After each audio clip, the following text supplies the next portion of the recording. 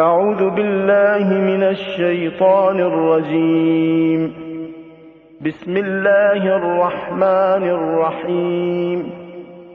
الحمد لله رب العالمين الرحمن الرحيم مالك يوم الدين إياك نعبد وإياك نستعين اهدنا الصراط المستقيم صراط الذين أنعمت عليهم غير المغضوب عليهم ولا الضالين.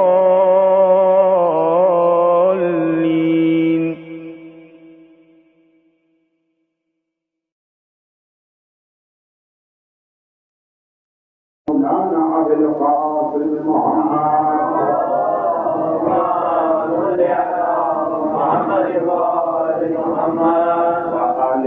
وأهل بيته وإخوته الطيبين الطاهرين ولعنة الدائمة ولا أعدائهم أجمعين. أما بعد فقد قال الله الحكيم في كتابه الكريم بسم الله الرحمن الرحيم واتقوا فتنة لا تصيبن الذين ظلموا منكم خاصة. وقال سبحانه وتعالى وأعدوا لهم ما استطعتم من قوة. وقال سبحانه وتعالى يا أيها الذين آمنوا قوا أنفسكم وأهليكم نارا وقودها الناس والحجارة. سلام.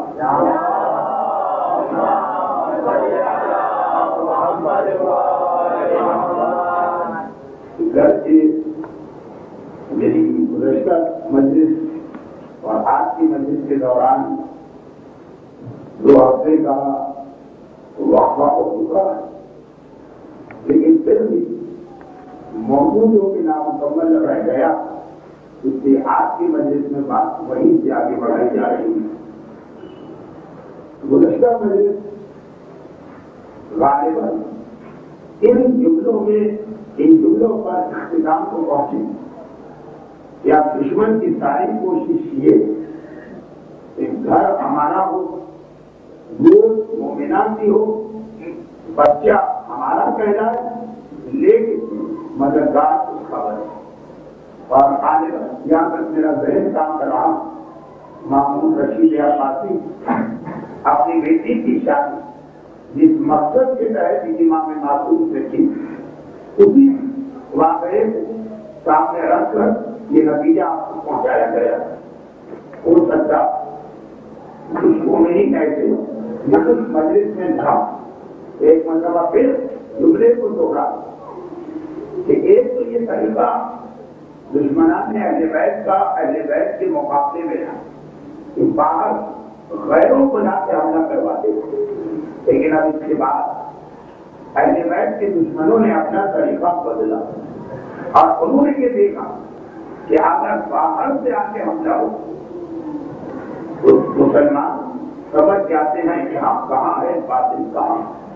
ایسا کیوں نہ کیا جائے کہ خود اہل بیت کے گھرانے میں اختلاف پیدا کر دیے جائے اور اہل بیت کے اپنے گھر ان کی مخالفت میں آواز بلند۔ بہت ساری باتیں ایسی کہ ہمارا غور نہیں کرتے، ورنہ قرآن کہتا ہے کہ کل انجام نام یہ ایک ہی واقعہ ہے جسے ہم گمان دلا رہے ہیں۔ ہسٹری ریپیٹس اٹسیلف، تاریخ اپنے آپ کو دوہرا رہی ہے۔ آج بھی سیاسی دنیا بعض سیاسی گھروں احتجاج یہ کہ ہمیں باہر سے ختم نہیں کیا جا سکا تو ہمیں دو ٹکڑوں میں تقسیم کرنے کی کوشش ہو رہی ہے۔ ہمیں نہیں معلوم سیاست میں سچ کیا ہے جھوٹ کیا ہے، لیکن اہل بیت کے حوالے سے ہمیں پتا کہ دشمنان اہل بیت نے اپنا طریقہ بدلا۔ اور آج کی مجلس یہ یاد دلاتی ہے کہ اگر آج کی رات کی تاریخ میں کوئی خصوصیت نہیں، شب 24 یہ روایت میں ہے کہ شاید 24 رجب اور 1 خیبر کا دن، لیکن وہ بھی کوئی بہت معتبر روایت نہیں۔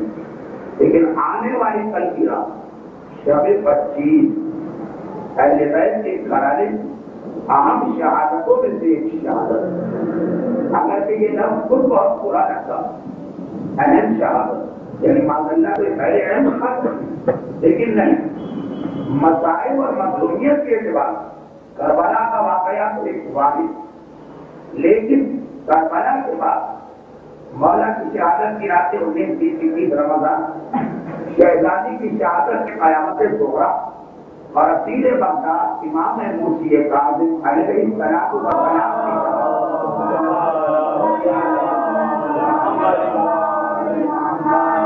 کے اعتبار ساتویں امام کی شہادت، شہید چھٹے امام بھی ہوئے، شہید پانچویں امام بھی ہوئے، شہید چوتھے امام، اور پھر 90 امام کی شہید، 10ویں امام کی شہید، 11ویں امام کی شہید، لیکن کربلا کے بعد مسائل کے اعتبار سے یہ بغداد کی شہادت جب انتہائی المناک صالحات میں سے ہے تاریخ اسلام، تو کیوں ہماری آج کی یہ اتنا قریب واقع ہو رہے 24 گھنٹے کا واقعی نہیں رہ گیا کل کی شہادت، تو آج کی مجلس اگر کے ہوگی اپنے عنوان، لیکن اشارے کل کی رات کے حوالے سے بھی آگے رہے، ہمارے بچوں اپنی تاریخ سمجھنے کا موقع بھی کہاں ملتا ہے سوائے میں پڑھو، لیکن ایک بات شروع میں آپ کر دوں، شاید آخر میں اسے دہرانا پڑے، بالکل موجود ہے، کوئی ربط نہیں، جو کہ کل کی رات آنے والا کل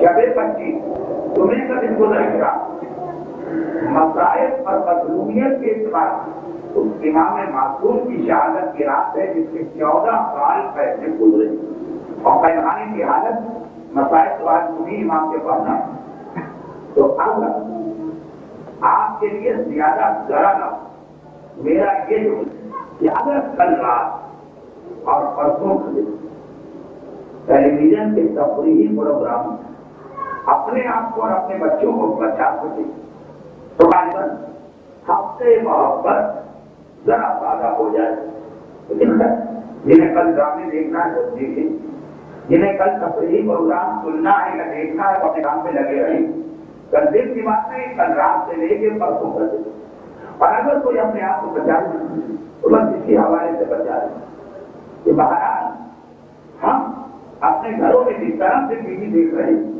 فاطمہ بال کھول کے ماتم کر رہی ہے، منزل مسائل آپ تو ہے، ہم یہ کر رہا کیا سازش بدلی، کہا کہ اگر ہم باہر سے پہنچا کے آئے محمد سے حملہ کرتے تو اتنا واضح ہوتا ہے دنیا کے لیے فیصلہ کر کہ آپ کہاں ہے قاتل کہاں، ان کے اپنے گھر میں اختلاف کیوں نہ پیدا کر دیا، تو نتیجہ کیا ہو کہ جو لوگ امام کے ماننے والے وہ پریشان ہو جائیں، یہ بھی امام کے بیٹے وہ بھی امام کے بیٹے، ان کی حمایت کریں یا ان کی حمایت کریں، اگر ان کی حمایت میں ان کی مخالفت کی تو کہیں یہ بھی توہین امام نہ ہے تو وہ بھی سید ذات، چنانچہ دشمنوں نے فوراً اس پہ عمل شروع کر دیا، اور سب سے پہلے اس سازش کا نشانہ جس امام کو بنایا ہے وہ وہی امام ہے جن کی شہادت کل کا، یعنی ان کے بابا شہید ہوئے، ہمارے چھٹے امام شہید ہوئے، اب چھٹے امام کی اولاد ہوئی،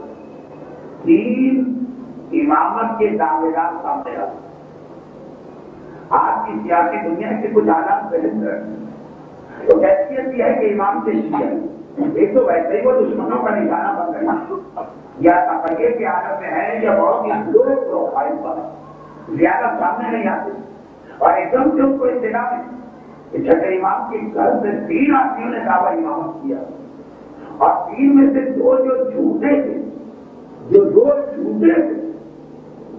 دلیلوں کے اعتبار انہیں کی امامت اچھی لگ رہی ہے، کون سی دلیل ہے؟ عوامی دلیل، ایک دلیل ہوتی ہے معمولی دلیل، اور ایک دلیل ہوتی ہے جو عوام بناتے ہیں، عوام کے پاس یہ دلیل کہ بھائی ہم تو بڑے بیٹے کو ہونا چاہیے، اسلام میں امامت میں کہیں بڑا چھوٹا نہیں چلتا، لیکن عام آدمی کو متاثر کرنے کے لیے اتنا آسانی کے جملہ پہ کہ بھائی تم ہی بتاؤ امام سے بڑے بیٹے کے تھپڑ ہوں گے کہ چھوٹے، اگر بڑے بیٹے خود کہہ دیتے کہ میں امام نہیں ہوں تو مسئلہ ختم ہو، لیکن وہاں مسئلہ یہ کہ بڑے بیٹے ہی تو کہہ رہے کہ میں اپنے امام ہوں، اور بہت ایک کبھی بات دل بھی نہیں اشارہ کہنے کا لیکن اشارہ کرنا پڑا، اور ماؤں کے اعتبار ساتویں امام کی والد عرب کے ماحول اور خاندان اہل بیت کے اعتبار ان کی موت کے برابر ہے.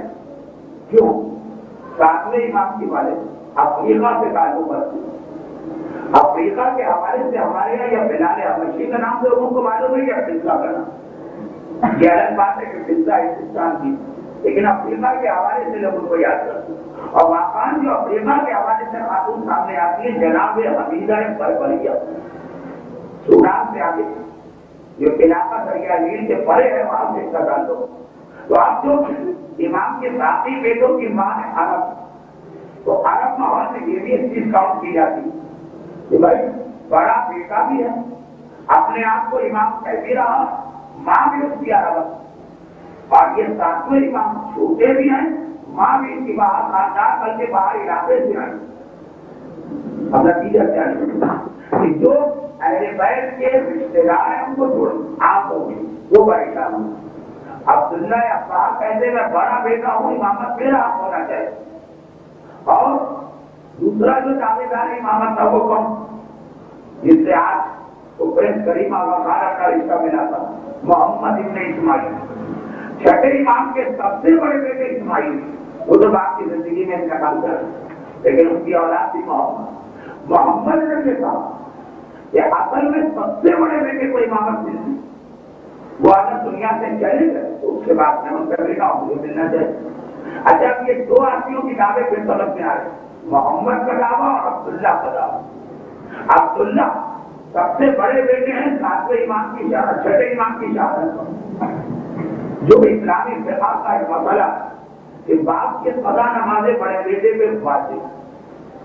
لوگ سوال کرتے ہیں کہ اگر بڑے بیٹے پہ اپنی نماز بھی تو اپنی پڑھے گا کہ باپ کی پڑھے گا؟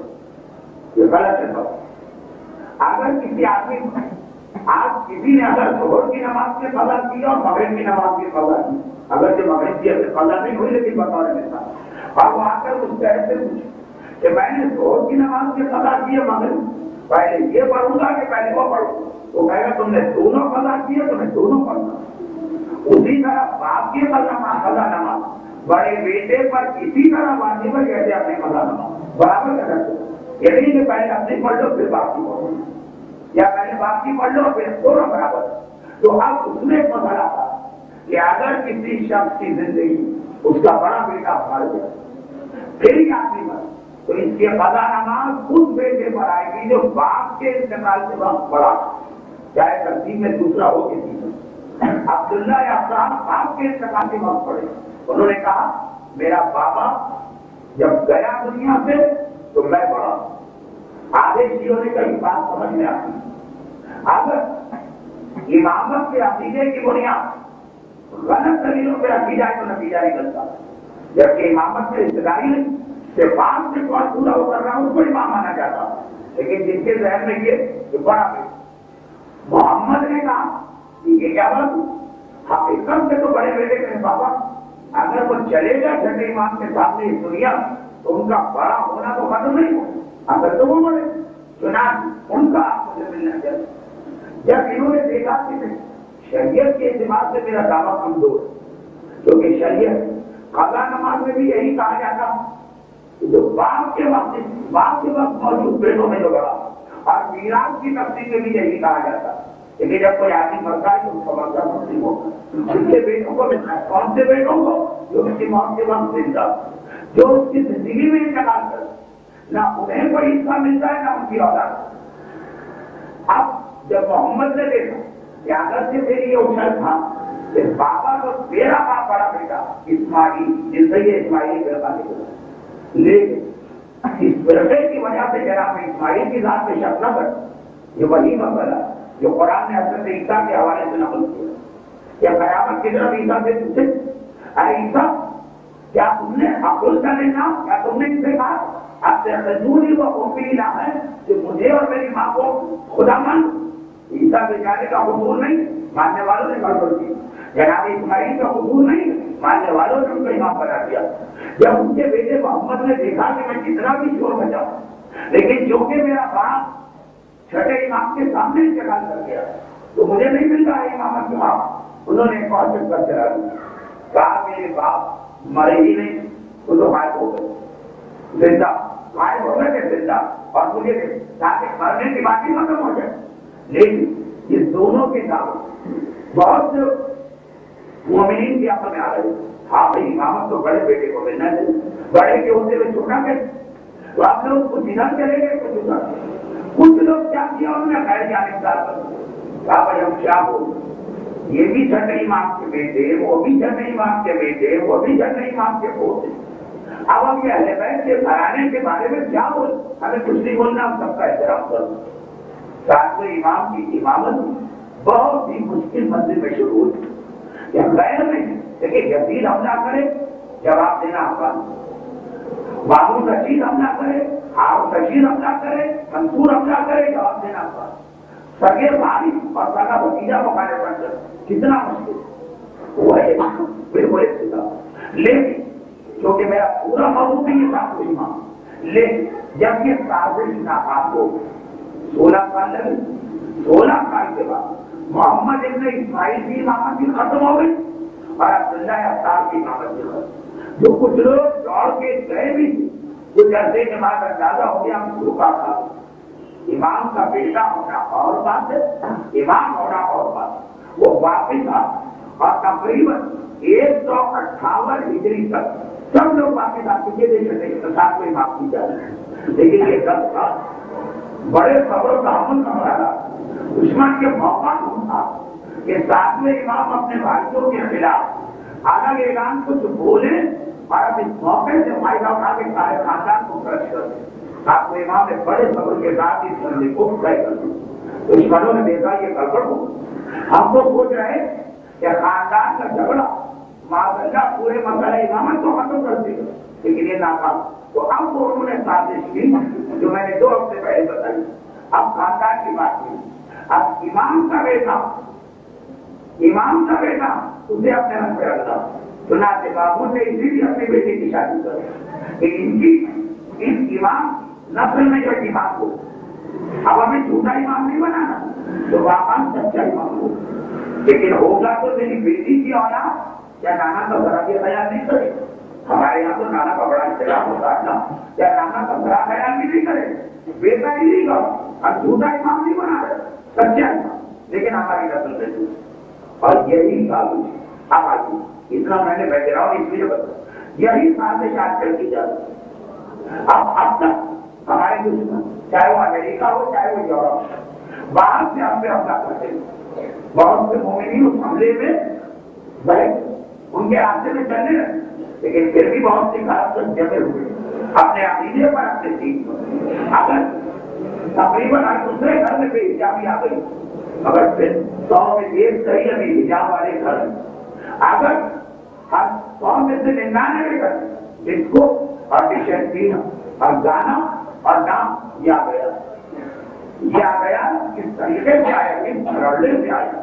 اب تو شادیوں جاتے ہوئے انسان پہلے سوچتا ہے کہ یہ جانا حرام ہے کہ حرام نہیں. جس طرح شراب کھانے کی طرف جاتے ہوئے ہر ایک کے قدم رک جاتے ہیں، شادیوں سیلانیوں کی شادیاں ہو رہی اور ہماری لڑکیاں باقاعدہ اور ڈانس سیکھ کر اس موقع پر مظاہرہ کر دیا اور والدین خوش ہو کے دکھاتے ہیں. پہلے کی بھائی کی شادی میں کتنے خوش نظر آ رہی، یہ بہت شریف رہی. ویسے کبھی کسی سے بات نہیں کرتی، لیکن شادی کا موقع تو بڑی خوشی کا موقع. باقاعدہ ڈانس اور کس طرح سے گانا اور کس طرح سے گانا. ایک جملہ اردو میں کہہ دوں گا تو شاید سب کہیں گے آپ نے اہل بیت کی توجہ، لیکن عربی لفظ کا اردو ترجمہ کر رہا ہوں. جب عربی میں توحید نہیں ہوتا ہے نا، بہت ساری چیزیں ایسی کہ انگریزی میں اگر آپ کہیں تو وہ اتنا گناہ نہیں کرتے. بہت سے گناہ کا انگریزی ٹرانسلیشن کر لے تو وہ اتنے گناہ نہیں کرتے. اردو میں کہیں گے نام ہے نا، انگریزی میں کہیں گے کزن. ہر لڑکا کہتا ہے کہ یہ میری کزن، اور ہر لڑکی کہتی ہے کہ میں کزن کے ساتھ جا رہا ہوں. اب یہ کزن جو ہے نا وہ بات نہیں. اردو میں کہتے ہیں کہ نامحرم کے ساتھ جا رہے ہیں، جو اس کے اندر ایک اور نام کی ہے نام ہے کزن کے اندر وہ سب بالکل ٹھیک ٹھاک ہو، وہ کوئی زیادہ خرابی نظر نہیں آ رہی. اسی طرح سے ادھر پاس مثلا ایک صاحبہ رقص کرتی، چلے آپ کو رقص کرنا رقص باقاعدہ اپنے نام کے ساتھ لکھا جائے گا کیا ہو، نہ کروں. ایک صاحبہ کو کھانے کا بڑا شوق, ٹھیک ہے گائیں گے, لیکن اس طرح گائیں گے کہ اپنے نام کیا عابدی, جعفری, نقوی, رضوی, باقاعدہ یہ سب نام لگائے جائیں. اچھا اس کا ترجمہ کیا ہے؟ بھائی نقوی اور رضوی کا ترجمہ کچھ ہو گیا, وہ ترجمہ مجھ سے سنیے. آپ اس سے بگڑ جائیں گے کہ آپ نے توحید کر, اس سے نہیں بگڑے, یہ کر رہا ہوں. دیکھیے جعفری کا ترجمہ کیا, مثلا اعلان محترمہ فلاں جعفری آج کا مبصرہ, اس کا پہلے اردو میں ترجمہ کہ آج چھٹے امام کی ایک بیٹی آ کے رب کر رہی, آ کے رب سے تو جعفری رب کر رہی ہے تو آپ کے کوئی اثر نہیں, لیکن جعفری کا مطلب کیا, آپ فلاں رضوی صاحبہ مظاہرہ آپ کریں, رضوی صاحبہ کا مطلب کیا, آج امام رضا کی ایک بیٹی مجمعیام کے اندر رب کر آزادی آتے تھے. یہ جملہ یہ یزید نے کہا تھا یا آج کی مومنہ نے. ایک یزید گزرا ہے اتنا بے آیا کہ سیلانیوں کو قیدی بنا کے لے گیا, اعلان کرتے ہوئے ہاتھ سے ہی سزایا بناتے رسول اللہ, یہ رسول کی بیٹیاں ہیں, آ کے ان کا تماشا دیکھو. اور آج خود رسول کی بیٹیاں ہیں باقاعدہ یہ اعلان کرتے ہوئے کہ جعفری اور نقوی اور نقوی اپنے نام کے ساتھ عبادت کے موقع پہ لگائے تو سمجھ میں آتا, حج کے موقع پہ لگائے تو سمجھ میں آتا, نماز میں لگائے تو سمجھ میں آتا. دیکھیے بزرگوں سے نسبت عزت والے کاموں میں دی جاتی ہے, ذلت کے کاموں میں نہیں دی جاتی. اور جب یہ سلسلہ آگے بڑھتا ہے تو کیا ہوتا, شاید میں نے یہاں کسی مجلس میں پڑھا نہ پڑھا نہ سن, میرے پاس اب تک وہ اخبار کی کٹنگ کہ جب لاس اینجلس میں ایک ساتھ میں مجلس پڑھنے گئے تو اس سال عاشورے کے لاس اینجلس کے پاکستانی اور انڈین نے فنکشن کیا تھا عاشورے, اور اس کے اندر اپنے میں سے ایک ملکہ حضور کا انتخاب کیا, لیڈی آف دا نائٹ ایسے ہی بجاؤ. اور وہ جو صاحبہ جن کا نام جمع تھا فلاں جعفری, عاشورے کے فنکشن میں اس تقریب کی ملکہ حضور پہلا عاشورے کا دن حسین کا گھرانہ شریف اور ایک سیلانی نہ صرف یہ کہ اس میں شرکت کر رہی ملکہ حضور بن رہی بلکہ اخبار میں بڑے فخر کے ساتھ اپنی نسبت دی جا رہی. تو آپ لیکن اگر 100 میں 99 کا ناچ اور گانے میں اتنے لگ گئے, ابھی بھی ایک آدھ گھر آپ کو 100 میں مل جائے تو اسی اعتبار اپنے آپ ایک طرف خدا کے سامنے جواب سے سمجھتا اور دوسری جانب اپنی جو نسبت امام سے اس کا احترام کرتا کہ اگر ہمارا صرفی جائے منافع تو ہم ہیں پہچان, ہم ہیں سنجید, ہم ہیں امام کے شیعہ, ہماری وجہ سے ان کی توحید نہ ہے نا کہیں پر. یہ بھی کیوں اب ہمارا دشمن اسے یہ بھی کھل رہی 100 میں 90 اس کے راستے پہ جا پھر بھی وہ مطمئن. یہ 10 بھی کیوں اب تک میرے ہاتھ پہ, تو اس نے سوچا کہ ایسا ماحول بنا, ایسا ماحول کہ یہ جو 10 بچے ہیں نا یہ بھی ختم ہو. یہ 10 کیوں بچے, اس لیے بچے کہ جب ہم ناچ گانے کے حوالے سے باہر سے حملہ کرتے یہ فوراً اپنے آپ کو بچا لیتے.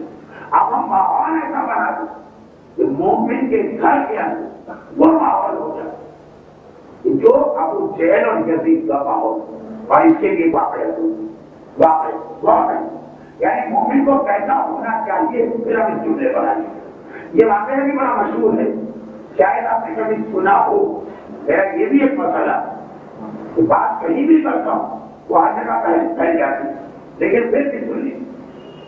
اور یہ واقعہ ایک خاص حوالے سے میں اور بھی آپ کو سنانا چاہتا ہوں, لیکن توحید مت سمجھیے, لیکن میرا اپنا تجربہ یہ کہ دعا اور حاجت جتنے جناب زینب کے روضے پر شام میں قبول ہوتی ہے اتنے جلدی نہ خانہ کعبہ کا پردہ پکڑ کے قبول ہوتی ہے, نہ مسجد النبوی میں نہ کربلا. توحید نہ سمجھیے. بہرحال طریقہ ہے دنیا میں ہر جگہ بڑے چھوٹوں کی عزت بڑھاتے. نجف میں نے کہا مولا ہماری جہاد ہے, اور دوسرے نے شام میں کہا شہزادی میری یاد ہے. آگے بھی کہیں بھائی میری بیٹی کسی کی سفارش آئی ہے, پہلے یہ قبول کرو, پھر دیکھیں گے میرے پاس کون آیا. حسین بھی کہیں گے پہلے میری بہن کسی کی سفارش سے بن کے آئی, پہلے بہن جو آ رہی ہے اس کی آگے پوری طرف پھر دیکھوں گا میں دروازے پہ کون آیا, بطور رسالت کر رہا ہوں. تو ہم یہ میں تجربہ کہ میرے وہ مسائل جو فرض کیجیے مختار مدینہ جہاں زندگی میں کئی مرتبہ جانے کا موقع دوں وہاں بھی جا کے اتنی آسانی سے پورے نہیں, وہ مسائل حل ہو گئے شاید. اب ایک عجیب کشش ہے شام کے اندر، لیکن بعض علماء جملہ نقل کرتے وہ کہتے ہیں کہ معصوم نے فرمایا، اگر کہ مجھے یہ حدیث نہیں تھی لیکن نقل کرتے کہ معصوم نے فرمایا کہ اگر کوئی شام میں میری دادی کی زیارت ہوا اور حضور کی زیارت نہ کرے تو وہ مجھ سے ظلم کر کے واپس جانا۔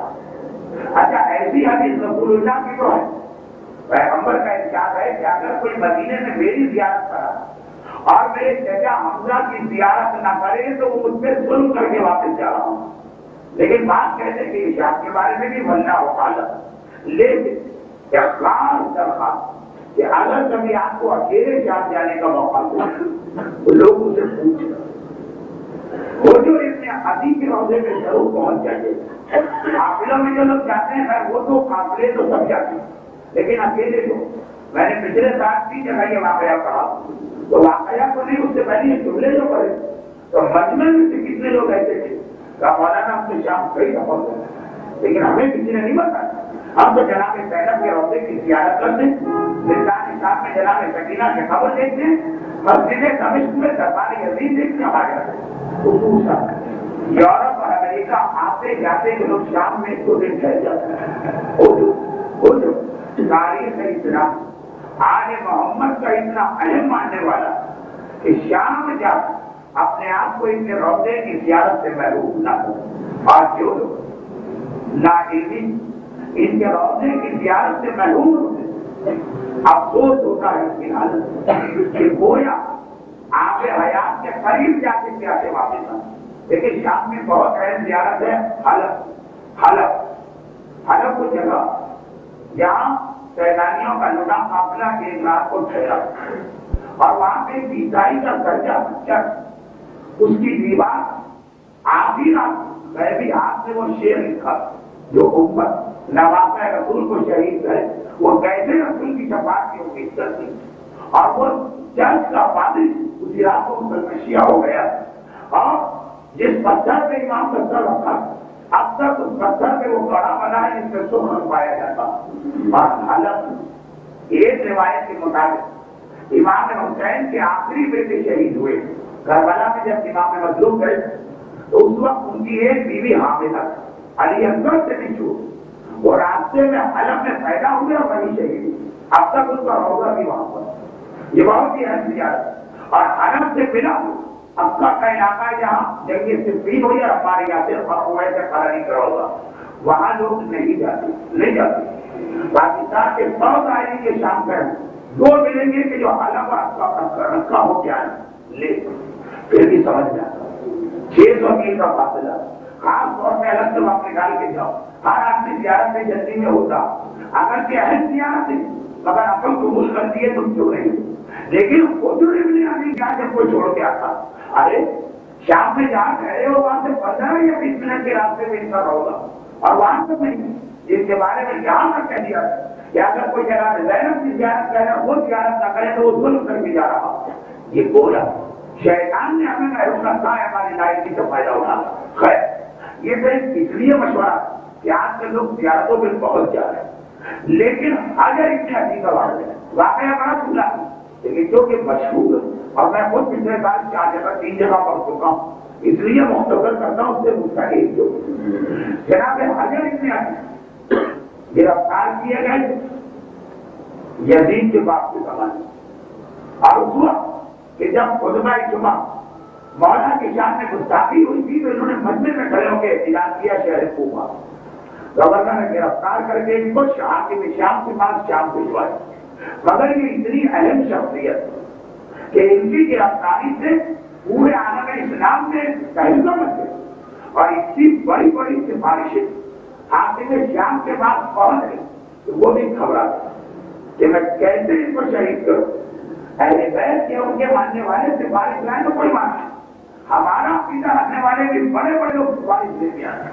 جیسے آپ کو یاد ہو کہ یزید جس نے امام حسین کو شہید، اسی یزید نے مختار کو اپنے قید سے رہا کیا، کیوں؟ اتنی بڑی سفارش آ گئی کہ یزید جیسا شخص بھی پریشان کہ میں ان کی سفارش کو کیسے رکھتا ہوں۔ عبداللہ ابن عمر تو آپ ان کی حجر کی اصل نام تو حجر جب گرفتار ہوں تو اتنی بڑی بڑی سفارشیں، ایک دو نہیں، پورا عالم اسلام جب آپ میں شام پریشان ہوں، کہا کہ اگر میں نے کس کو شام بلا کے شہید کی، ایسے لوگ مجھ سے ناراض ہو جائیں گے کہ میں برداشت نہیں کر سکتا، لیکن اگر میں نے حضور کو چھوڑ دی تب یہ غلط، علی کا ایسا ماننے والا جو میں قیام میں مجھ سے اعتراض کرے گی کیسے چھوڑا ہے؟ اب پوروں کو جمع کرنے کا ایک ہی طریقہ، آج بھی حکمران یہ طریقہ اختیار کرتے ہیں، اور دعائیں جو فیصلے کو جس نے ان کو یہ اختیار کر سکھا کیا اس نے فوراً جتنی بھی سفارش جائیں سب سے کہا آنے دو حضور، میں ابھی سے لکھ کر لٹا دیتا ہوں، میں کیا کہ حضور آباد کوئی اس کو نقصان نہیں پہنچا سکتا۔ اور دوسری جانب جو سپاہی حضور کو لے کے آ رہے ہیں، راتوں رات خط بھجوایا آپ سے، اس کو شام لے کے نہ آنا ختم ہو جائے، جہاں یہ خط ملے وہی پہلے حضور اور ان کے ساتھیوں سے کہنا توبہ کرو، اگر وہ توبہ کر یعنی توبہ کیا کہ علی غلط یہ صحیح تو لوگ کو چھوڑو، اور توبہ نہ کرو تو وہی قتل کر دے گا، اور دیکھو جب تم آؤ گے شام تو میں تمہیں دل میں ڈالوں، گھبرانا نہیں چند دنوں کو، اور اس کے بعد سارے حالات ٹھیک ہو جائیں گے، اور لوگوں سے کیا بہانہ کروں گا، بھائی میں نے تو آزاد کرنے کا اعلان لگا کر میرے سپاہیوں نے جہاں پہنچنے سے پہلے ہی میں نے اس کو مار دیا، وہ قصوروار ایک تحقیقاتی کمیشن بٹھا دیا جائے گا اور اس سے ہفتے کے لیے یہ جیل میں چلے جائے۔ لیکن یہ پاکستان تاریخ میں ہے کہ جو اسی حضور کا ہوگا شام میں نہیں، دمشق میں نہیں، دمشق سے باہر، کیونکہ یہ حکم ہی ہے تھا شہر میں نہ آئے، ایک آدمی بھی حضور کو زندہ دیکھ لے گا پھر میں نے قتل کرا سکتا ہوں۔ اور کیا تھا مل گیا آپ سے تقریباً آج بھی دمشق شہر سے 22 کلومیٹر دور ہے حضور کا ہوگا، جہاں ویرانہ جیسے ہی سپاہیوں کو یہ کر دیا، انہوں نے ایک مرتبہ اپنے سارے فیصلوں کون فیصلی، ایک حضور ایک ان کا جوان بیٹا، حضور تو بوڑھے یہ رسول کے زمانے سے چلے آتے، اور کچھ نوجوان آدمی انہیں خط دکھا اور کہا دیکھو تمہیں رہائی بھی مل سکتی، توبہ کرو، تو 6-7 آدمیوں نے توبہ کرو، کہا ٹھیک ہے چلے، لیکن ایک ہی شرط کسی شہر میں نہ جانا جب تک کہ حالات کا سوال نہ جائے۔ حضور نے منع کر دی اور کہا نہیں، اور حضور کے بیٹے نے پردوسی نہ کی، تو سپاہیوں نے کہا ہمارا قصور نہیں، خط ہمارے پاس ہے، آرڈر ہمارے پاس ہے، تمہیں شہید کرنا چاہیے اس مرد مظلوم کی روضے، تو ان کی آپ زیارت پڑھیں، زیارت میں یہ پورا واقعہ ابھی میں لکھا ہے جو میں آپ کو میں بتا رہا ہوں۔ حضور نے کہا اچھا جب شہادت یقین تو 3 میری وصیت ہے، 3 میری خواہش سے مرنے سے پہلے اسے پورا کر سکتے ہو تو پورا کر۔ سپاہیوں نے کہا ہمارا آپ کا اختلاف ہو جائے، ہم تو حکم آگے سے مجبور، چنانچہ جو آپ کہیں جو ہمارے اختیار میں ہم سے قبول کرے، کہا کہ میں اپنے مولا علی ایسی نمازیں پڑھتا دیکھ چکا ہوں کہ میرا دل چاہتا ہے دنیا سے جاؤں تو نماز پڑھ کے جاؤں، یہ 2 رکعت نماز کا موقع دے۔ اچھا آپ دیکھیے آپ سب سے حقیقی چیز معاملہ نماز پڑھ کے رہے، کتنے گھروں میں آپ کو نماز نظر آئی، اہل بیت کا مزاج کہیں اہل بیت کا مزاج نماز کے بارے میں اتنی حدیث ہے کہ میں سلسلہ شروع کروں تو شاید پورا اجرا اس کا ہو جائے، لیکن جس امام کی کل شہادت اور ازور جس کی شہادت کرتے اس امام کے لیے حدیث ہوگی، بچوں کے لیے خاص طور پر نہیں۔ ایک راوی کہتا ہے ابھی بہت مشہور، مگر اس کا جو نتیجہ میں آپ تک پہنچا رہا ہوں یہ کم مشہور۔ راوی کہتا ہے کہ ایک دفعہ اپنے چھٹے امام کے پاس بیٹھا تھا تو میں نے پوچھا کہ فرزند رسول اتنا بتائیے کہ امام کی خصوصیت کیا ہوتی ہے؟ چھٹے امام نے کہا پہلی بات یہ کہ امام چاہے بڑا ہو چاہے چھوٹا ہو، چاہے امامت سے فائد ہو گیا ہو چاہے ابھی اس کی امامت شروع نہ ہو، وہ کبھی لہو لعب میں حصہ نہیں لیتا، کھیل کود میں نہیں پڑتا، چاہے حلال کھیل کود جیسے ہمارے بچے ہاکی کھیلے، کرکٹ کھیلے، فٹ بال کھیلے، لوڈو کھیلے، کیرم کھیل تاش نہیں کھیل سکتے، شطرنج نہیں کھیل سکتے، لیکن جو حالات امام اس میں بھی نہیں جاتا، امامت کی وجہ سے کچھ چیزیں حلال ہیں، امام کی شان کے خلاف۔ جیسے ہی میں نے یہ کہا ویسے ہی گھر کے اندر چھٹے امام کے تیسرے میں یعنی ہمارے 7ویں امام کی عمر اس وقت 3-4 سال کی ایک بکری کے بچے کو لے کے باہر گئے، اور اس طرح جیسے بچے کھیل کھیل میں بکری کے بچوں کو لے جاتے ہیں۔ پہلے زمانے میں بچوں کے گھر میں جانور پالے جاتے، روایتوں میں تاکید ہوئی کہ اپنے بچوں کے کھیل کھیل میں جانور پالو، اب یہ قلم ہو جائے گا اور آج مجھے جو کہ فوراً والے کال چلا جانا مجھے پروگرام تو کہا راوی نے کہا کہ بچوں کے ابھی چھٹے امام کہہ چکے کہ امام کبھی کھیل کود میں نہیں لگتا اور یہ ان کے بیٹے جو امام بننے والے یہ بکری کے بچے کے ساتھ آ رہے ہیں کھیلتے ہوئے یہ کیسے. اور ابھی میں سوچ رہا کہ میں نے دیکھا کہ ساتھ میں امام 4 سالوں کو بکری کے بچے سے کہا کھڑا کیا دیکھ رہا خدا کے آگے سسٹم تو نہیں کرتا. اچھا یہ واقعہ سب پڑھتے ہیں ساتھ میں امام کی ولادت اور شہادت کی محفلوں میں مگر راوی تو کہنا پڑا میرا دل بالکل مطمئن ہو کہ اگر بکری کے بچے کو ملا تو کھیلنے کے لیے نہیں اسے بھی حکم خدا پہنچانے کے لیے. مگر سوال یہ پیدا ہوتا بکری کا بچہ بے زبان نہ سمجھ غیر مکلف اس سے کوئی شریعت. امام نے اپنا مزاج بتایا کہ امامت کا مزاج یہ کہ جس کے اوپر حکم نماز نہیں اسے بھی میں سجدہ کرواتا ہوں. تو یہ میرا ماننے والا شیعہ جس کے لیے نماز واجب اور ضروری واجب ہے اس کو میں نماز پڑھا کرتے کیسے دیکھوں کبھی غور نہیں کیا. جو امام بکری کے بچے کو نماز پڑھوائے جس پر نماز واجب نہیں مستحب نہیں جس کے لیے نماز نہیں وہ اپنے شیعوں اور ماننے والوں دھڑے سے نماز پڑھا کرتے تھے. صبح کی نماز ہے تو کم 2 رائن ہے تو کم اور اگر کبھی پڑھی بھی جائے تو اللہ پر احسان جتاتے ذرا سوچیے مزاج امامت ہمارے ساتھ ہو.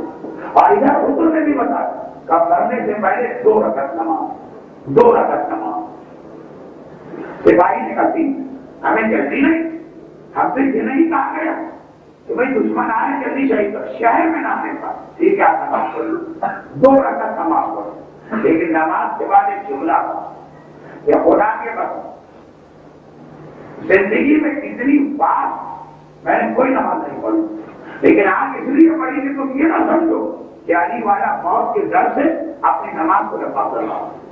جیسے ہمارا ریل جب بجلی آ جائے تو اس کے ڈالنے کے لیے نماز پڑھنے کھڑے ہو جاتے ہیں اور اس وقت ہماری نماز کتنی رکعت کی ہوتی کوئی رکعت نہیں جتنی دیر کتنی ہوتی رکعت کی نماز وہ چلا جاتا اور نماز چھوڑ دی تاکہ کوئی یہ نہ سمجھے کہ میں نماز کے بہانے سے موت سے گھبرا رہا ہوں. اچھا اس کے بعد کا دوسری وجہ اگر مجھے مارنا ہی شہید کرنا ہاتھوں میں ہتھکڑیاں پاؤں میں پھیرنا اسی حالت میں شہید کرنا ہتھکڑی پھیری کھولنا. اور اس کی وجہ یہ ہے کہ میں چاہتا ہوں کہ قیامت کے دن جب رسول اللہ کے سامنے جاؤ تو کہوں کہ اللہ کے رسول آپ کے بھائی علی کی محبت اور آپ کے دین کے حق اس مظلومیت سے میں شہید ہوا. یہ ہتھکڑی اور پھیری میرے لیے قیامت میں اعزاز پر جیسے کھلاڑی اولمپک میں حصہ لے اور گولڈ میڈل میں ورلڈ کپ میں حصہ لے اور ٹرافی میں یہ اس کے لیے اعزاز ہے ساری زندگی. وہی پہلے میچ کے لیے اعزاز کیے کہ میں ہتھکڑی اور پھیری کے ساتھ مارا گیا لیکن کسی کا مال میں نے لوٹا اس لیے نہیں کسی کی عزت کو نقصان پہنچایا اس لیے نہیں فقط محبت اہل بیت اور صحیح اسلام کے جرم. اور میری تیسری وصیت کیا یہ ہے جو کہ اگر مجھے شہید ہی کرنا تو پہلے میرے بیٹے کو شہید کرو اور اس کے بعد پوچھیں. فطرت انسانی کے خلاف نہیں ہوگا. ہمیشہ پورا باپ کہتا مجھے مار دو میرے بیٹے کو چھوڑو. یہاں کہنا پہلے میرے بیٹے کو مارو اور پھر مجھے مارو. یہ کیسا سب دل واپے قابل نہیں. یہ پیغام دیا کیا پیغام آگے پوچھی تھا لیکن نماز پڑھی تو بتا ہتھکڑی کی وصیت کی تو بتا بیٹے کی شہادت کی بات کی تو بتا تو مجھے کیا کہ میرا بیٹا بھی جوان ہے اور اس کے سامنے جان بچانے کا ایک راستہ بھی ہے. اب یہی تھا نا جو توبہ کرنے اس کو چھوڑ دے. جب تک میں موجود میری وجہ سے وہ ہم کو نہیں چھوڑے گا بات صاف ہے. لیکن اگر میں اس کے سامنے نہ رہا تو کہیں ایسا نہ ہو کہ تلوار اور جان کے خوف سے یہ آپ کو چھوڑ. میں چاہتا ہوں کہ زندگی بے شک چلی جائے اس کا ایمان نہ جانے پا. طریقہ یہ ہے کہ میرے سامنے پہلے سے شہید کرو. مجھے اپنے بارے میں اطمینان کہ ایک نے 70 بیٹوں کے راستے گرے تبھی میں دین آپ کو نہیں چھوڑوں گا. بیٹا جوان ہے اس لیے اس کے بارے میں اطمینان ہے. اس کے ایمان کو بچانے کے پورا باپ جوان کو پہلے اپنے سامنے شہید کروا رہا تاکہ اطمینان ہو جائے کہ اس نے اپنے ایمان کو نہیں چھوڑا. یہ علی کا شاگرد اور علی کا صحابی ہو جو وہی تو بات اہل بیت نے اپنے شیعوں کو بتائی ہو کہ بوڑھا باپ بڑھاپے میں آ کے کہہ رہا ہے مجھے مار دو، لیکن بعد میں پہلے میں بیٹے کا لاشا دیکھوں. آج تک آپ کو کوئی ایسا باپ و ماں مل؟ وہ تو قاتلوں کے قدموں میں گر جاتے ہیں، ہمیں مار دو اس کو چھوڑ، اور اگر یہ نہیں تو پہلے ہمیں مار دو پھر تو تمہارا دن جائے گا. ہم سے یہ صدمہ برداشت نہیں ہے کہ ہم زندہ اور جواب مارا جائے. لیکن وہ جو کہتے اگر دین کی بات، شریعت کی بات، حق کی بات اور آپ بھلے مر جائے، ایمان اس کا قتل نہیں ہونا چاہیے. وہ بھی علی کے شیعہ اور یہ بھی علی کے شیعہ. بیٹی نے کہا کہ میں پتہ نہیں کروں گی، باپ نے کہا ٹھیک ہے جیسا تم لو. بیٹے نے کہا بابا سارے دوستوں کے گھر میں بھی شاید پینا ہے، آپ کیوں لے کے نہیں آتے؟ کہا بیٹا شام کو ہی آ جائے. امام ادھر فریاد کرتے رہے یہ ہمارا کیسا شیعہ ہے جو ہمارا خمس دینے کو تیار نہیں ہے، جو ہمارا حق ہے. آپ نے کہا پیسے ہی نہیں، پورا ہی نہیں ہوتا، مہینے کے آخر میں کوئی بچتا ہی نہیں. امام کو کہا سے ہم تو اس فکر میں کسی طرح وہاں سے بھی کچھ مل جائے، کمی ہوتی ہے ہمارے.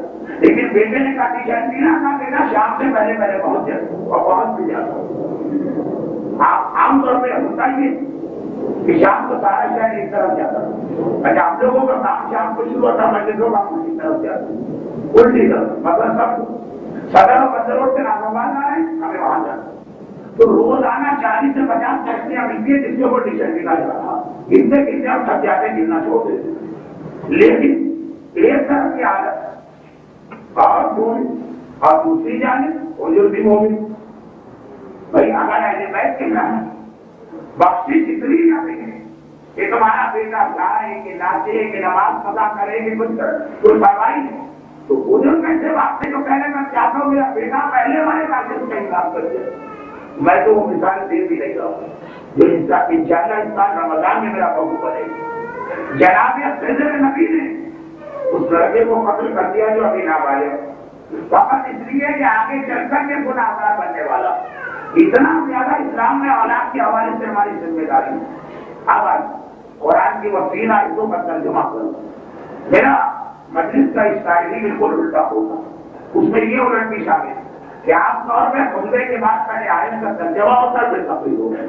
ہمارے یہاں تقریر پہلے ہو جاتی ہے آخر میں ترجمہ آتا ہے. اب دیکھیے مجلس ختم ہو اب ترجمہ سنو. 3 آیت ہے ایمان لانے والے اپنے آپ کو بھی جہنم سے بچاؤ، اپنی اولاد کو بھی جہنم سے بچاؤ.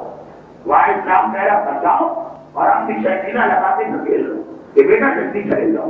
اگر خود سے نہیں جا سکتے تو تمہارا باپ تمہیں دھکا دینے کو تیار. یہ کیا چیز ہے؟ یہ سب ایمان بگاڑنے والی ہے. قرآن نے کہا واتقوا فتنہ، بچو اس چیز سے لا تصیبن الذین ظلموا منکم خاصہ، وہ آزمائش جس کی لپیٹ میں فقط ظالم نہیں آئی.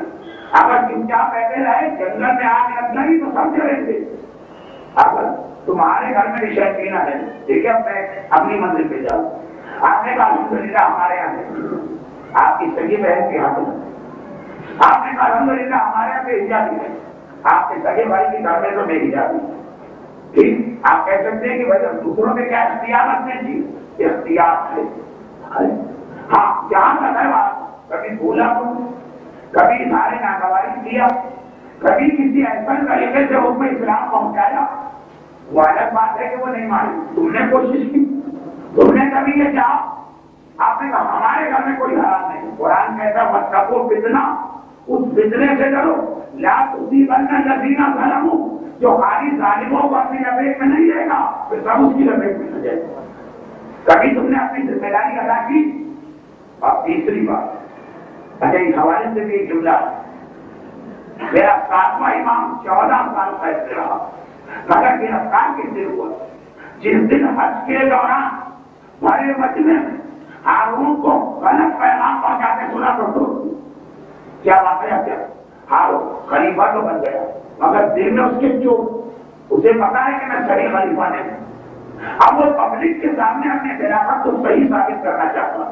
چنانچہ جب وہ دوران حج 169 ہجری کا حج، جب وہ دوران حج مدینہ گئے تو روضہ رسول پہ پہنچے. جو لوگ جا چکے ہیں حج میں روضہ رسول پہ میری بات سمجھے، اور جو نہیں جائے تو خدا ہر مومن اور مومنہ حج بیت اللہ اور یہ 11 سے 4 زمین سے مشرف کرے. اپنی آنکھوں سے دیکھیے سارا عالم اسلام روضہ رسول کے سامنے جمع. السلام علیکم یا رسول اللہ، السلام علیکم یا نبی اللہ، یہی درود و سلام ہارون کا لباس. اس نے کہا یہ بہترین موقع جنرل پبلک کو بتانے کا کہ ہمارا میں تمہارا. وہ آگے بڑھ کے کہتا السلام علیکم یبنا عمی رسول اللہ، اے میرے چچا کے بیٹے ہیں، میرے چچا دار بھائی، آپ کو میرا سلام. سب کہہ رہے ہیں اللہ کے رسول آپ کو ہمارا سلام، اے ہمارے سید و سردار آپ کو سلام. لوگ کہہ رہے آقا ہمارا سلام نہیں. وہ کہتا ہے میرے بھائی میرا سلام. بابو ثابت کیا کہ تم غلام ہو اور ان کے بعد چنانچہ ہم ہمارے ہیں غلام. یہ منظر میرے ساتویں امام نے دیکھ رہے ہیں کہ اگر میں اس موقع پہ چپ رہا تو ہارون کی گمراہی لوگ قبول کر لیں، لوگ مان لیں گے کہ ہم سب. اور یہ کون لوگ جب اپنے وطن واپس جائیں گھر والے پوچھیں گے ہم نے کیا واقعہ ہے تو ہم نے عجیب واقعہ ہے. ارے ہمارا خلیفہ تو رسول کا بھائی ہے، وہ آپ کے خلاف کر کے گیا. یہ ہارون کا جو غلط پیغام یہ ساری دنیا میں پھیلے. آگے بڑھ اور آگے بڑھ کے کہا السلام علیکم یا رسول اللہ، اے میرے جد ہے میرے نانا آپ کو میرا سلام. لیکن چچا صاحب بھائی کے مقابلے میں نانا کا رشتہ کریں گے رشتہ. یعنی ایک طرف یہ بھی بتا دوں کیا ہارون اگر تو رسول سے قربت کا دعویٰ کر رہا تو آپ اس سے زیادہ کریں. اور دوسری جانب مسلمانوں کو بتا دیا کہ تم ہارون کو دیکھ کے حیران نہ ہو، ہم تو وہ ہیں جن کی رگوں میں رسول کا خون ہے، جن کا گوشت رسول کا گوشت. بس ہارون یہ کام برداشت کر سکتا ہے. فوراً حکم انہیں گرفتار. امام زیارت کے بعد نماز زیارت مستحب، نماز زیارت کے لیے کھڑے اور ابھی اللہ اکبر کہہ کے رکوع میں جانا چاہتے، ہاتھ بلند کی اور ہتھکڑیاں پڑھ. یہ وہ نماز ہے جس کا رکوع بھی نہ ہو سکا، ہتھکڑیاں پڑھ میں گرفتار کیا. لیکن ہماری حالت کی کیا بڑے من میں ہارون جیسے ظالم کا مقابلہ تو کیا کرے. لڑائی میں اپنی بہن اور اپنے بھائی سے بھی کہتے ہوئے ہماری زبان میں کھڑا جاتا. تو قرآن کہتا ہے خبردار یہ نہ سمجھنا کہ آج میرے گھر میں نہیں لگی ہے، اگر خدا کا عذاب آیا تو وہ نہیں بنائے گا جو ظالم ہے. واتقوا فتنہ، اس امتحان سے ڈرو، لا تصیبن الذین ظلموا منکم خاصہ، جو خاص ظالموں تک نہیں رہے گا سب تک جائے گا. اور آخری بات وَأَعِدُّوا لَهُم مَا اسْتَطَعْتُمْ،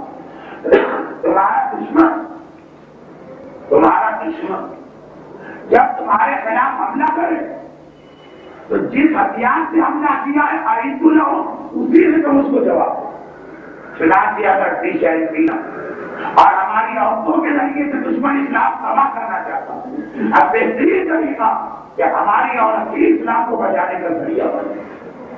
وہ کہتے 12ویں اور 7 اگلی جمعرات کو میں خدا میں پڑھوں گا 2 منٹ ہو جاؤ.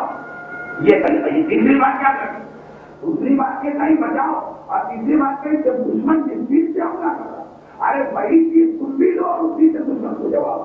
دشمن نے کس سے حملہ کیا ٹھیک ہے، اور دشمن نے کس سے حملہ کیا ہماری عورتوں کو گمراہ کر دو. اب بہترین جواب میں دشمنوں نے اطلاق ہو جائے. ہماری عورت اتنی سالڈ بن جائے کہ وہی چیز کو بچانے کا ذریعہ بنے، اور وہی اینٹینا ہم استعمال کریں اسلام کی تربیت کے لیے. بس یہ باتیں انشاءاللہ قانون کیسے ہارون 14 سال ہمارے ساتھ میں امام کو کیسے رکھا اور کہا کہ قید کے ذریعے سے میں امامت کا نام نجات بتا دوں. اور 7ویں امام نے 14 سال کے قید کو تبلیغ اسلام کا سب سے بڑا ذریعہ بنا دیا. کیوں؟ لیکن 14 سال قید میں جب شہید تو سارے بغداد میں 7ویں امام کی عزت و احترام. 14 سال پہلے مسلمان اتنے بے حس امام مسجد نبوی کے بڑے بچے میں نماز کے درمیان 7ویں امام کے ہاتھ میں ہتھکڑی ڈالتی گئی، مسلمان نے احتجاج نہیں کیا. یہ نمازی کو گرفتار کر رہے اور مسجد میں گرفتار کر رہے اور مدینہ شہر میں جو حرم ہے. اور جب جیل میں رہے تو یہی تھے جسے ہارون امامت کا نام بتانے کے لیے استعمال کیا.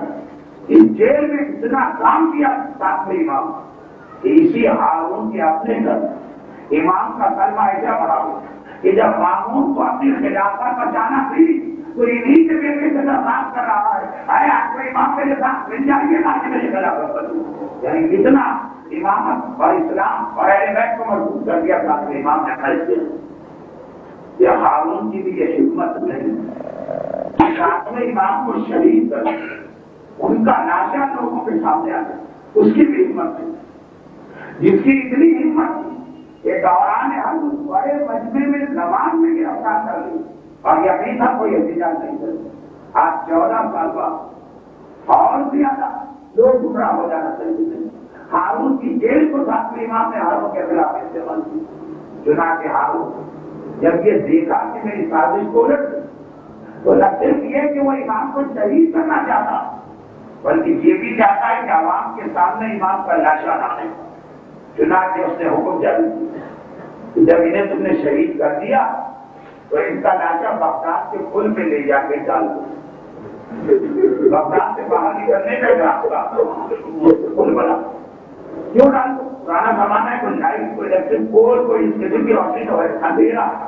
اور یہ پل کو یہ ساری رات شہر کے اندر کرنا تھا, جو شہر کے باہر کا راستہ ہے ساری رات اس میں آمد و رفت ہوتی ہے. شہر کے لوگ جو باہر جانا چاہتے ہیں اسی پل سے جاتے, جو اندر آنا چاہتے ہیں اسی پل سے. اور کیونکہ یہ شہر کے باہر جانے کا راستہ تو کوئی پیدل نہیں جاتا, سواری پہ جاتا. ساری رات روڈوں کے آنے جانے سے اس امام کا لاشا اس طرح پوچھا جائے گا معلوم کہ صبح کو یہ تو پتا چلے گا کہ کوئی مسافر مارا ہے, یہ پتا نہیں چلے گا کون. جو ہارون مدینے میں تو اپنے آپ کو اتنا طاقتور سمجھ رہا ہو کہ حالت نماز میں حکم دیا آپ کو نہیں ڈالو, اور آپ تیرا اپنا شہر 14 سال کی جیل اور اس کے بعد تو اتنا کمزور ہو گیا کہ امام کا لاشا بھی لوگوں کے سامنے سے آنا چاہتے. یہ میرے ساتھ میں امام کا جہاد ہے میرے خالی. اور یہ جملہ آئندہ مجلس سے جو اس سال کی میری مجلسوں کے سلسلے کی آخری مجلس یہ کہ جسے دشمن ذریعہ بنائے پہچانے تم اسی کو ذریعہ بناؤ دین کو بچا دے. لیکن بس باقی باتیں آئندہ آج سے ایک لاشا پڑا اور کس حالت میں پڑا, لاشا پڑا اور کس حالت میں پڑا. یہ روایت بزرگ علماء سے سنی کہ اسی رات یعنی کل رات آدھی رات ایک مرتبہ بغداد میں کوئی لوہار بیٹھا, اس کے گھر کے دروازے میں دستک گھبرا گئے. آدھی رات تو کون آئے؟ دروازہ کھولا تو دیکھا کہ سیاپوش اور نقابوش معصمہ کھڑی اور کہہ دیا ہے لوہا تو ایک مرتبہ اس نے جنت مانی تھی کہ اگر میرا فلاں کام ہو گیا تو میں رسول کی بیٹی فاطمہ کی کسی بیٹے کی مدد کروں گا, اور تیرا کام تو ہو چکا, تو نے منت اب تک پوری نہیں کی. مجھے کوئی سید اور فضل نے کہا میرا میں تو آج بھی بھیا آج فاطمہ کا ایک بیٹا بغداد کے پل پہ تیرا انتظار کر رہا ہے, چل کے اس کی مدد کر. گھبرا کے کام اگر ہے آپ کو پتا کیسے چلا؟ اس لیے کہ رسول کی وہ دوسری بیٹی میرا ہی نام فاطمہ ہے. فاطمہ بنت محمد, آج میرے بیٹے کو تیری ضرورت ہے. شہزادی نے کہا اس طرح نہیں, اپنے اوزار لے کے چل, تیرے اوزاروں کی ضرورت ہے. اور آدھی رات لیکن نام شہزادی کا نام سن چکا جو بغداد کے پل پہ پہنچا. آدھی رات کے اندھیرے میں کچھ نظر آیا. شہزادی ہم نے کیا کروں چپ کے دیکھ, تجھے ایک لاشا نظر آئے گا, سر پیچھے کا لاشا تو ہے لیکن میں کیا کروں, اس لاشے کے گلے میں اب تک ٹاپ پڑا ہے, ہاتھوں میں ہتھکڑی پڑی ہے, پاؤں میں بیڑی پڑی ہے. ارے میرے بیٹے کی مشکل کو آسان کر دے. اس کی شہادت کے بعد کیا اس کی ہتھکڑی اتاری گئی, کیا اس کی بیڑی اتاری گئی, تو آئے میرا پرانا بھائی وہاں شہادت کے بعد کی ہتھکڑی اور بیڑی کے ساتھ ختم کر دیا. اس کے بعد والا امتحان کا لیا. کون سا امتحان؟ آپ نے سوچا گھوڑے چلتے رہیں گے لاشا بابار ہوگا, مگر گھوڑے نہیں چلے. اب جو سواریاں آئی تو ادھر سے آنے والے گھوڑے پل کے درمیان رک گئے, ادھر سے آنے والے گھوڑے پل کے درمیان رک گئے, اور جو گھوڑے رکے تو پیچھے قضا بندی چلی گئی. گھوڑوں کے سوار گھبراتے ہوئے, سواریاں رکی کیوں؟ جب بیچ میں آئے تو دیکھا ادھر اور ادھر کے گھوڑوں کے درمیان ایک بے نسو مزدور کا لاشا پڑا ہے, اور اس کے احترام میں گھوڑے بھی رکے ہوئے ہیں. مذہب نے پڑا گیا, پورے احترام سے لاشا اٹھایا گیا, اور صبح سب کو پتا چل گیا کہ کس کا لاشا ہے. میرے پاس اللہ نے آپ کو یہ امتحان کر لیا. آپ کو اس امتحان سے محفوظ